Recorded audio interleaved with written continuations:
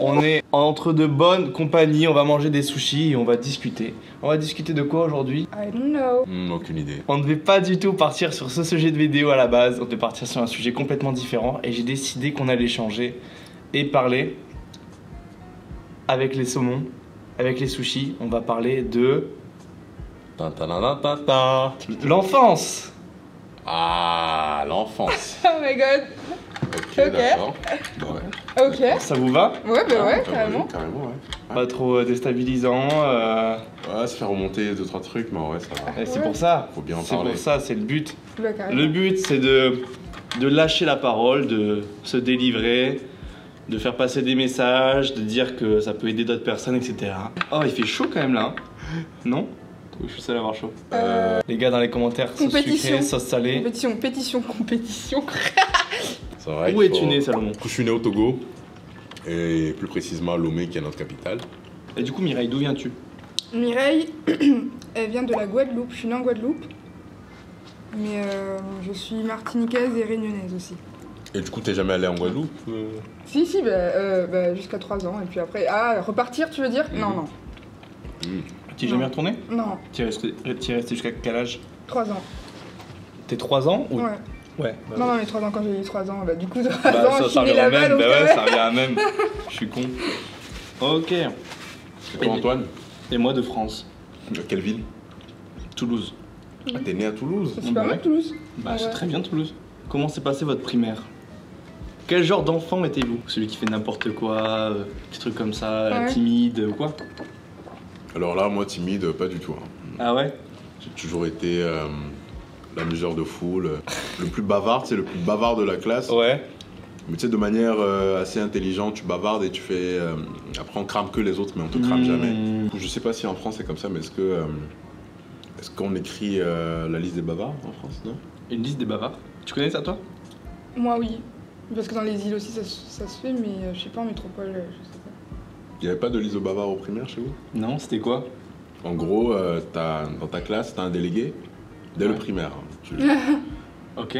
On élit un délégué, du coup, le délégué écrit la liste des bavards quand le prof n'est pas là. Quand le prof sort un peu, Ouais. Ah, ça me dit un truc. bah, du coup, ils écrivent la liste des bavards et après, quand le prof vient, on te punit. Ah oui, je vois. Si, ça me dit un truc. Est-ce que vous aviez le bâton de pluie? C'est quoi ça? C'est tous les matins, je sais plus pourquoi, ça m'est sorti de la tête. C'était un bâton qu'on faisait tous les matins et genre on le retournait, ça faisait des petits bruits genre avec plein de petites billes dedans. Et je sais pas à quoi ça servait. Tu te rappelles toi ou pas? Tu vois ce que c'est? Ah ouais. Non, moi je vois pas du tout. Nous, c'était pour la parole, je crois. Chacun la parole, donc quand t'avais le bâton, tu parlais. C'était pour ça. Bah, en Mais je tout crois que cas, c'était pour calculer le temps de parole ou quoi? Ouais, un truc comme ça, ouais. Du coup, d'habitude, tout le temps, mon nom finissait sur la liste jusqu'à ce que je ne comprenne le cheat code, C'était quoi le cheat code? bah, de taper l'amitié avec le délégué. Du coup, d'un coup, je suis devenu la rockstar, quoi, la rockstar du primaire. Jusqu'à aujourd'hui. Ouais, jusqu'à aujourd'hui, bon, j'avoue que j'ai perdu pas mal d'amis depuis le temps. J'ai pas fait le même lycée, j'ai pas eu le même cursus. Bah ça c'est sûr. Et parlons-en, ça a des... Comme vous avez tous beaucoup déménagé, et même aussi, moi aussi, j'ai du mal à articuler. Qu'est-ce que ça vous a fait de déménager un peu, de changer de lycée ou de changer de ville, d'endroit ou quoi? Par rapport à vos amis, vos relations, tout comme ça? En soi, on n'en parle pas assez souvent, mais ça... Bizarrement, ça laisse des séquelles quand même. Hein. C'est-à-dire que tu démarres à peine une amitié, que tu dois bouger. Ouais. T'as beaucoup déménagé toi? Euh... Enfin, changer de lycée. Changer de lycée, d'école, bon, c'est arrivé 3 fois dans ma scolarité, 3-4 fois. Bah, c'est pas mal quand même. Donc ouais, ça perturbe un peu les amitiés quand même. Surtout qu'avant, il n'y avait pas les réseaux sociaux, tout ça, c'était pas assez développé, on n'avait pas de téléphone quand on était gamin. Tu faisais comment? Bah du coup t'as... Bah, du coup, tu perds beaucoup de potes en chemin, quoi. Est-ce que tu penses que c'est ça qui t'a fait que tu sois plus sociable? Le fait d'avoir bougé, Ouais. Le fait d'avoir beaucoup changé d'école et de devoir te faire de nouveaux amis à chaque fois, d'être plus... ce qui est sûr, c'est que ça a laissé quand même un impact sur ma personnalité. C'est-à-dire que Positif tout le temps... ou négatif? Non, positif, parce que tout le temps, on te fait sortir de ta zone de confort. Et quand tu sors de ta zone de confort, tu te découvres différemment. Et par exemple, moi qui me croyais être l'amuseur de foule, bah, je me suis rendu compte qu'en fait, quand je déménageais, je redevenais timide. Il fallait que je refasse encore le cheminement pour être... La mesure de foule là. ouais, pour être à la mesure de foule à nouveau. Mais ça prend toujours un certain temps d'adaptation. Moi, Toi, t'as beaucoup changé ou pas de... moi j'étais très très calme avant, mais parce que j'ai. Ah, t'es toujours beaucoup de- très calme. Oui. J'étais très calme. Non, mais je veux dire, je parlais presque pas, genre limite. Ma mère, quand elle roulait, elle faisait des grands trajets. En voiture? En voiture, ouais. Pour à un faire moment donné, quoi elle s'arrêtait pour partir Ah, ok. d'un endroit à un autre, tu vois. Elle s'arrêtait, elle disait à ma soeur, on a oublié Laura. Alors que j'étais juste derrière, tu vois. Je disais, non, je suis là. C'est juste que je me faisais hyper petite et tout. Ok. Et C'était à cause de quoi ça, tu crois? Plus euh, dans ton tempérament? ouais, déjà mon tempérament et puis les traumatismes que j'ai eus. J'ai été tapée par ma prof en CP. Ah. Et donc, ouais, tu vois, c'est très très libre. Enfin, genre, tout le monde connaît cette histoire-là. Non, mais c'est bien d'en parler parce que ça peut arriver à d'autres gens. Ça coup, arrive encore aujourd'hui. attends. Et cette personne-là enseigne encore, tu vois. Je ne balancerai pas de blaze, mais c'était à La Réunion. Ouais. Et je ne balancerai pas le blaze de l'école non plus. Mais ouais, elle me tapait, elle me giflait. On était 3 noirs et elle nous faisait la misère. C'était surtout. Couloir? Ouais. Ah ouais, d'accord. Et elle nous faisait la misère, elle nous tirait les oreilles, les cheveux. Un jour, je me rappelle, elle avait pris mon cartable, elle avait balancé par terre et elle a dit voilà un cartable pas rangé. Normal, meuf, si tu fais tout tomber par terre, il est pas rangé. Et je me rappelle, elle m'avait fait un câlin, elle m'a dit dis pas à ta mère. Non. Ouais. Non, et moi, ouais. en fait, j'avais l'impression qu'elle allait me tuer. Et à ce moment-là, ben, je l'ai vraiment pas dit à ma mère. Et c'est ma meilleure amie qui est partie dire à ma mère. Une de mes amies de l'époque, où on était très très proches, elle est partie le dire à ma mère parce qu'elle savait que j'allais rien dire, tu vois. Parce que je me suis dit, moi, elle va me tuer en fait si je dis quelque chose à ma mère. Ouais. Et déjà qu'elle me tapait et tout, je me suis dit, elle peut me tuer. Enfin, quand t'es petite, tu Bah vois, tu ouais, te dis non, pas, mais oui. on va te sauver ou autre. Et du coup, ouais, donc ça a démarré comme ça, donc c'était assez compliqué pour moi. Ça, c'était à quel âge? Tu sais, c'était un CP, on a quel âge? Alors, on sait plus, on a Ouais, 7 ans. 5-6 ans, non? Ouais, tu vois, donc Bah, c'est jeune quoi quand même. c'est quand même très très jeune, tu vois. Et du coup, voilà, et en plus, je m'adaptais un petit peu à La Réunion, tout ça. Bon, j'étais là depuis bien avant, mais je veux dire, j'étais encore petite. Là, tu commences à comprendre les choses de la vie, tu vois, à vouloir te faire des amis. Et dehors aussi, je me faisais harceler par des filles qui me disaient ouais, retourne en Afrique, sale noire et tout. Ah ouais.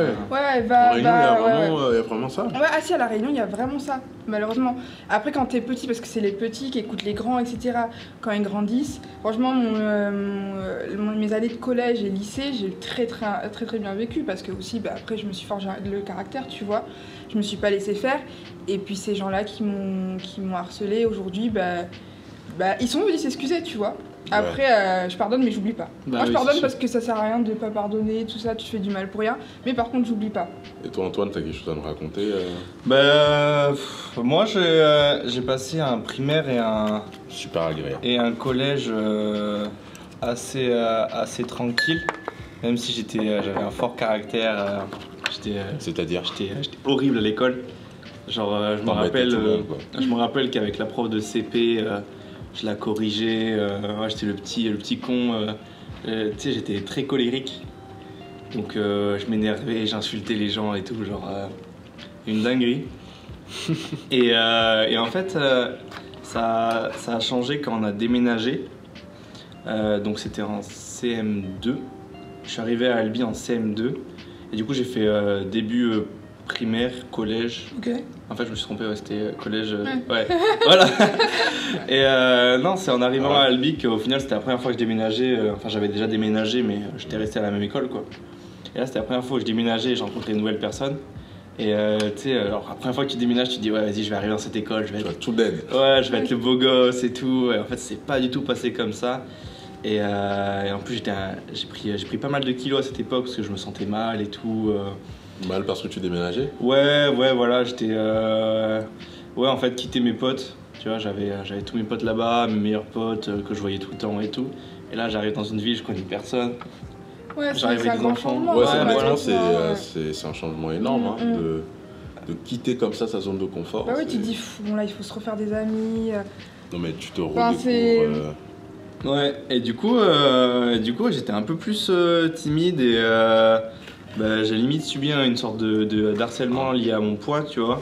Même si j'étais pas genre. Enfin, genre. Il n'y a pas à recevoir un harcèlement, tu vois, vis-à-vis de son ton poids en vrai. Ouais, voilà. Et du coup, ça, je comprenais pas trop l'harcèlement qui me venait, donc voilà, je restais un peu dans mon coin. Et à côté, j'avais une prof horrible, je crois que c'est ça aussi qui a pas joué en ma faveur, qui me laissait dans ma classe pendant les récrés. J'avais pas de récré. Je te jure, je devais rester dans la classe à faire le travail parce que je travaillais pas assez, tu vois. Et du coup, voilà, je sortais pas, je me faisais crier dessus. Et ça t'en parlait à tes parents? Bah, ils le savaient parce qu'ils savaient que je rentrais plus tard, je sortais plus tard de l'école et tout ça, genre. Et pour eux, ils savaient pas que ça t'impactait autant, quoi. Non, bah, je pense qu'ils s'en sont doutés, mais tu vois, genre, après à côté, je sais que j'avais la directrice qui était avec moi, tu sais, qui était sympa et tout, donc ça, je la remercie. Mais ouais, c'était assez compliqué cette période. Et l'arrivée au collège, je suis arrivé au collège et c'était les mêmes gens qui m'attendaient. Non, ouais. Donc, tu sais, ils se connaissaient tous en fait. Tu sais, c'était une petite ville et tout, donc au collège, ils allaient tous dans le même collège entre potes et tout. Et du coup, pareil, là, au début, je me suis senti grave exclu. Et au final, après, j'ai réussi à trouver des potes avec qui traîner et tout ça, donc ça m'a grave aidé. Mais ouais, c'était pas facile à. Mais souvent, le problème aussi, c'est que quand tu arrives dans un nouveau lycée comme ça, enfin, une nouvelle école, t'as plusieurs approches. Soit tu te dis, ouais, je reste dans mon coin. Soit tu te dis, en fait, faut que j'y aille me faire des amis. Ouais. Et du coup, parfois, même en allant te faire des amis, tu te rends compte que, bizarrement, il t'arrive de te conformer au groupe déjà existant. Ouais. Et ça, tu as déjà eu ce problème? Mais par rapport à quoi? T'as eu quoi comme expérience, toi? C'est-à-dire, vraiment, tu arrives dans une nouvelle école, tu rencontres de nouvelles personnes. Ils ont des délires que toi tu n'as pas forcément, mais du coup tu te retrouves à jouer un peu un rôle, soi-disant pour pouvoir t'intégrer. Ouais, tout à fait. Non, mais oui. Parce que t'as l'impression que si tu fais pas ça, bah, les gens vont pas traîner avec toi. Ouais, carrément. Donc ouais, c'était assez compliqué. Puis je pense que ça s'est assez libéré. À la fin du collège, en fait, tu sais, j'étais pas le mec invité aux soirées et tout. Ouais. Genre, j'ai été invité aux soirées, genre, très tard et tout. Je voyais tous mes potes et tout, mes potes qui faisaient des soirées ensemble et tout ça. Et moi, j'étais toujours chez moi. Genre. Ah, le seum. De ouf. Et non, ça s'est libéré au lycée parce qu'il y avait des nouvelles personnes. J'étais plus sûr de moi. Et j'avais ma première copine là-bas. Donc c'est ça, je pense, qui a vraiment changé les choses. Et après, non, ça allait nickel, je pense. Le lycée, à partir du lycée, ça allait mieux, quoi. Ouais, j'étais toujours un petit con, mais. Ouais, non, je veux dire. C'est vrai que le lycée, ça change beaucoup, en fait. Hein. Bah, toi, t'as passé un bon lycée? C'est mitigé. Ah. Parce que. Ouais, franchement, oui. Aucune idée, mais bon. Le lycée, ça a été. En fait, la période où j'ai vraiment travaillé sur moi et appris à m'affirmer. Ouais. La certitude. Et à dire, bon, bah stop, maintenant, arrêtez, maintenant. Mais c'était tard, hein, au début. En plus, j'avais fait des défrisages avant pour être comme les autres, parce que tu sais, les cheveux crépus, c'était très très compliqué à accepter tes cheveux naturels déjà. Et les gens, quand ils te regardent, oh, mais c'est moche, c'est sale et tout, enfin bref. Et du coup, moi, je défrisais mes cheveux, mais je les ai cassés. Ma mère, elle a dit, non, maintenant, tu coupes tout. Et donc j'ai coupé, mais à la garçonne et tout, vraiment, j'avais des petits cheveux comme ça. T'avais le dégradé? Ouais, je te jure, non, j'ai pas fait de dégradé. Comme moi, là. Mais je te jure, en fait, tu sais, le lycée, c'est la période où tu as envie de plaire aux garçons, t'as envie de te sentir féminine, tu vois. Ouais. Et ben là, non, pas du tout. Avec la tête que j'avais, franchement, les mecs, ils se là en mode, mais tu ressembles à un mec et tout, enfin... ta petite larme, tu sais.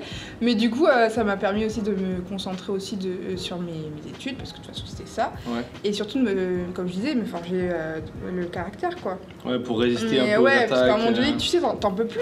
Tu prends tout, mais à un moment donné, stop, quoi. Enfin, arrêtez.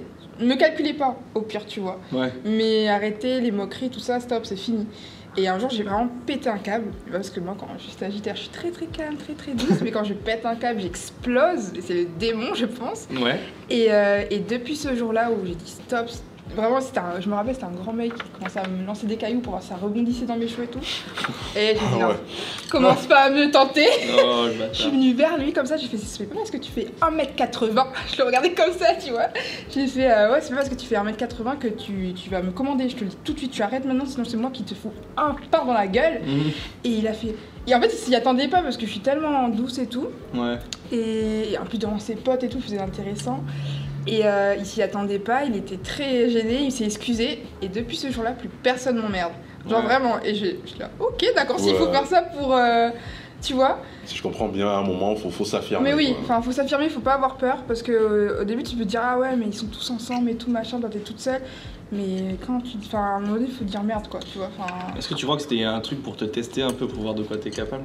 J'ai l'impression que c'est un peu ça, les gens qui t'harcèlent, ouais, ils veulent savoir. Ils aiment bien tester en mode où ils peuvent, jusqu'où Ouais. ils peuvent te pousser, tu vois. Et tant que tu leur dis pas non, genre catégorique, ils continuent. Ouais. Et mais après, il a été hyper respectueux envers moi aussi, après, hein, tu vois.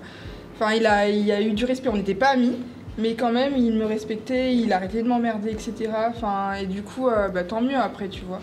Mais c'est vrai que ces gens-là, les gens qui me harcelaient, tu sais, en primaire, ils ont grandi. Et après, enfin, maintenant, je dis pas qu'ils sont ridicules, tu vois, mais au lycée, c'était plus grand-chose, quoi. Enfin, ça me faisait plus rien. Le fait qu'ils parlent sur moi ou autre, tu vois, c'était pas... ok, bah continue si ça peut te faire sentir bien dans ta vie, mais voilà, quoi. Et je pense que c'est important pour les gens qui nous écoutent et qui nous voient maintenant. Et même pour les jeunes, de se dire aussi que ce que vous vivez là en ce moment, et j'espère pas pour vous, mais si vous vivez des moments comme ça de votre vie, que c'est pas toute votre vie, et que ça va évoluer, et qu'aujourd'hui, c'est qu'aujourd'hui, et que demain, ça sera un nouveau jour, quoi. De toute façon, tout passe, hein, tout passe. Ouais, carrément. Tout est éphémère et... Carrément. Tout passe, mais je pense qu'au-delà du fait que le temps fait les choses, il faut quand même savoir faire preuve d'assertivité. Quand je parle d'assertivité, c'est surtout savoir s'affirmer à un moment, parce qu'à un moment, quand on en a marre, il faut toujours un événement déclencheur pour leur montrer qu'en fait, non, vous n'avez aucun pouvoir sur moi, vous n'avez aucune façon de m'impacter. Et même si sur le moment, tu vois, tu peux te dire ouais mais dis ça, mais c'est dur et tout, etc. Parce que sur le moment, tu sais, surtout quand on est jeune, on se dit pas ça, on n'a pas cette force de mentalité de se dire non mais demain ça ira mieux, tu vois. Ouais, c'est sûr. Et même si sur le moment, vous vous sentez mal et tout, enfin vraiment dites-vous que demain ça va aller. Genre c'est pas la fin du monde, c'est vraiment pas la fin du monde. En dehors de ça, il faut en parler aussi. Ouais, aussi, et en parler, carrément. Mais ouais, faut être épaulé quoi. Si c'est ta personne à qui en parler, à qui. En fait, t'as pas de vision extérieure. Ce que j'ai connu, c'est vraiment au collège. Ouais. Où quand je suis arrivé dans mon nouveau collège, je me disais que ma seule obsession, tu sais, c'était à l'époque où on regardait les Disney Channel, tout ça, tu regardais. Ouais, Austin et Ali. Austin et Ali, tu voyais qu'ils étaient des vedettes de leur lycée, tu vois, enfin de leur école. Du coup, ma seule obsession était de devenir célèbre dans l'école, tu vois. Et du coup, j'arrive, je me fais des amis un peu de gauche à droite. Ouais. Mais tu te dis, ouais, mais franchement, il faut que j'y arrive, il faut que tout le monde me connaisse dans l'école, ça. C'est une grande école? Ouais, c'est quand même une grande école, tu vois. Parce que ça intégrait un lycée en même temps qu'un collège. Ok. Ah ouais, gros truc, ouais. Gros truc. Et du coup, j'ai connu cette phase où ça s'appelle vraiment du manque d'identité, je manquais d'identité. Et où j'essayais vraiment de me conformer à ce qui se faisait déjà. Okay. Notamment mes potes, j'essayais de m'habiller comme eux, enfin... Vraiment, nous tous on était pareils, quoi, et personne n'essayait de se différencier de l'autre. Et du coup, moi, c'est vraiment ça que j'ai trouvé d'assez regrettable quand je prends du recul vis-à-vis de mon enfance, tout ça. C'est vraiment l'époque où, limite, j'en ai honte d'avoir été comme ça. Un peu à copier l'autre. Un peu à copier l'autre, à faire comme l'autre, à tout faire pour plaire. Parfois, tu as envie de dire non, mais tu dis oui parce que tu as envie de faire plaisir, tu vois.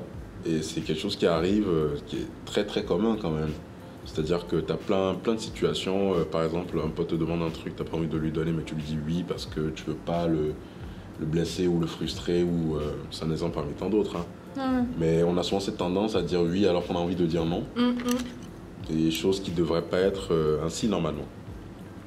Et moi, ça a vraiment été ça mon collège. Je subissais, c'est ça le mot. Tu subissais les autres, mais sans vraiment découvrir qui j'étais, ni ce dont j'étais capable. C'est vraiment à partir du lycée que j'ai pris conscience de cela, que je me suis dit qu'en fait, chaque individu est totalement différent et que tout le monde a sa plus-value à apporter au monde. Et donc, à partir de ce moment, j'ai commencé à essayer de me découvrir moi-même. C'est là que j'ai commencé le sport, la muscu, tout ça. Et ouais. T'as des gros, hein. Oh non. En tout cas, si vous avez un mot à dire, chacun de votre tour, à dire à un enfant comme ça qui est un peu perdu, ou à vous du passé, qu'est-ce que vous diriez? Prendre le temps de réfléchir quand même. Tu lui dirais ça? Moi je dirais bats-toi et surtout voilà que ce que tu vis en ce moment, ça va pas définir toute ta vie. Voilà. Mais bats-toi parce que dans la vie il faut se battre. Surtout ici, si je devais parler à Laura d'avant, surtout en tant que, sans négliger les autres communautés, mais en tant que personne noire, il faut beaucoup se battre. Donc voilà. C'est sûr. Et moi, qu'est-ce que je rajouterais? Je dirais que en soi, il faut faire l'effort d'aller se connaître soi-même parce que tu es une personne extraordinaire et donc c'est important d'arrêter de vouloir ressembler aux autres, de vouloir se conformer tout simplement à ton entourage ou vraiment à tes camarades, tes amis. Et du coup, essaye de toi-même te poser quelques questions pour te connaître encore plus. Et vraiment, il faut avoir cette approche centriste sur soi-même. Et c'est que comme ça que j'estime qu'on peut sortir de plein de trucs. Moi, personnellement, ce fut le cas avec moi. Moi, personnellement, c'est peut-être un muscu qui m'a aidé. C'est peut-être pas ce qui aiderait... c'est peut-être pas ce qui aiderait tout le monde. Mais il faut aller dénicher sa passion et vivre sa passion. Et voilà, trouver son style tout simplement. Bah, tu vois, pour rebondir sur ce que tu as dit, toi c'est la muscu, bah, moi c'est le cinéma, le scénario et tout, etc. Enfin, l'acting en général, tu vois. Et toi Antoine? Et toi? J'avais pas prévu de répondre, mais... Allez, on va te faire la vie. Abonnez-vous. Non, en vrai, moi je dirais quoi? Je dirais soyez confiant en vous-même, même si vous avez pas le sentiment de pouvoir l'être. Parce que la vie est remplie de surprises, on sait jamais vers quoi on va aller. Ça qui est beau avec la vie, c'est que constamment des surprises, des opportunités qui arrivent. Et je pense qu'il ne faut pas avoir peur d'aller vers les choses alors qu'on pourrait passer à côté, quoi. La vie a plein de choses à nous offrir et il suffit juste de les saisir, je pense. Je crois que ces phrases n'ont jamais été aussi vraies. Je viens de me faire virer de mon école. L'année prochaine, je sais pas ce que je vais faire. Mais comme je dis, la vie est pleine de surprises.